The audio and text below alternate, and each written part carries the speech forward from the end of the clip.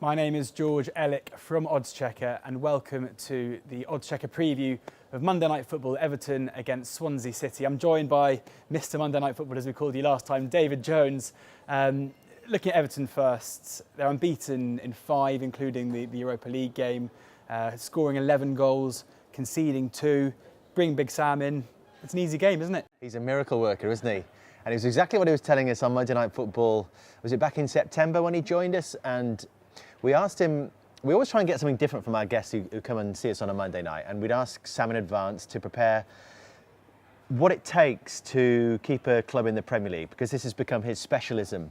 So he came with his blueprint for survival, and he talked about the first things that you ask of a team in that survival mode.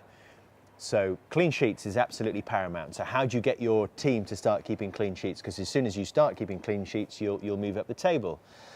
It was all about the first pass has to be forward. You don't lose possession in your own half at all. No dwelling on the ball at the back. Play long passes, not long balls, and then there is a difference. Be good at set pieces, for and against. And we've started to see this already in little steps with Everton. I think it's far too early to draw any conclusions about the kind of impact he's had.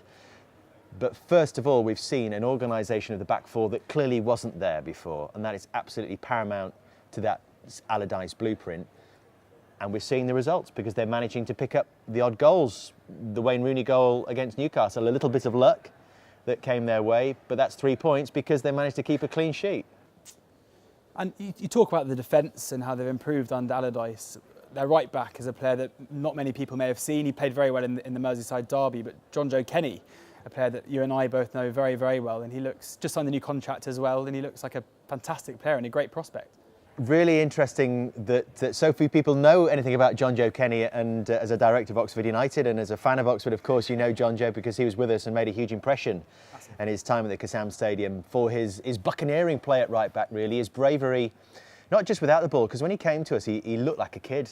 He looked so young and fresh-faced, but he had that real desire to win tackles, to win challenges on a football pitch, but also to receive the ball in difficult areas. And I think that comes from that upbringing at Everton.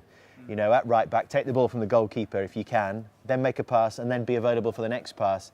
And Jonjo at Oxford that we saw always was desperate to get into the opposition half and make an impact offensively. We've seen that in his time in the first team at Everton as well. So I'm thrilled that he's managed to get a new contract. But yes, he was a big figure for the England under-20s at the World Cup.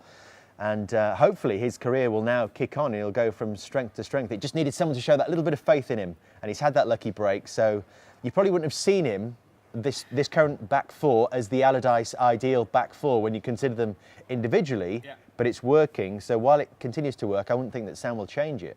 2 other players who will certainly be playing, who fans will know better, or viewers know better, Jordan Pickford and Wayne Rooney. There's been some talk since Rooney's better form, his goal-scoring form, that he could get on the England squad for the World Cup. Is this something you see could maybe happen? I don't think so. I don't think Southgate would go down that road.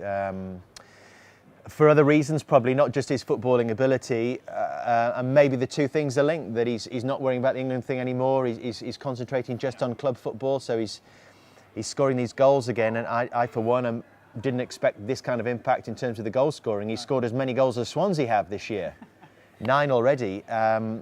Only Harry Kane has scored more goals from an English player this season. Can he keep this up? Well, there's no reason to think he won't. And with Sam as manager, you've got a pretty good idea that he will be playing. I think he'll manage him over Christmas, as a lot of managers will rotate. But you would think he will always try to find a way to get Wayne Rooney into his starting 11. So the 1-1 draw in the Merseyside derby, a fantastic result for Everton, a huge result for Allardyce. An analyst's nightmare, the stats obviously pointing to Liverpool dominance. Is this a case of Allardyce getting it right, or were they extremely lucky? And I must say, was it a penalty?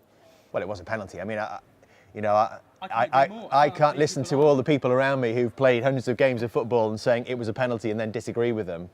One thing that was interesting I heard over the weekend, and I won't tell you who it was that said to me, but someone who has managed at a very high level said that Sir Alex Ferguson would never have signed Dejan Lovren on the basis that he's too emotional a defender. And Sir Alex Ferguson just did not like emotional defenders in his back line. He didn't have to do that movement. Calvert-Lewin was running into an area of no real danger. In terms of all the XG and on the balance of play, I think Everton were extremely lucky. You know, and I think in another day they could have been 2 or 3 down before half time. We would have seen a completely different game, and Jurgen Klopp would probably be sitting very pretty, and perhaps the confidence from the Derby win would have taken them into the West Brom with a bit more confidence. But I think he'll be looking at himself and maybe feel on reflection that they should have not rotated as much as he did ahead of that game. For Everton, that point absolutely massive and crucial to them moving away from the drop zone. And now Sam thinking of looking up the table, or they've got some really difficult fixtures in the next 6 across this Christmas period after Swansea, but you'd expect them to beat Swansea and go from strength to strength. A word on Swansea now. Paul Clement, the manager, seemingly under pressure, although he does seem to have the support of the board. A team who have maybe lost their identity somewhat, always known for good passing football, and they've maybe lost that in recent years. I think they've lost that a couple of years ago, George, to be honest. I think their football in the last couple of years has been very different. It's now, as it is for so many teams down there, can you get a result? And I think the identity's been a little bit forgotten. It's impossible when you've had that much turnover of managers to maintain that style of play. We've had 17 games. Last year, after 18, Swansea sacked their second manager of the season in Bob Bradley after having previously replaced Guidolin. I think it's fantastic they're keeping faith with Clement. I mean, you're talking about that pressure, but where does that come from? Is that from the board? Is that from Swansea's fans? I haven't heard too much dissent really yet. So is that just us saying there should be pressure?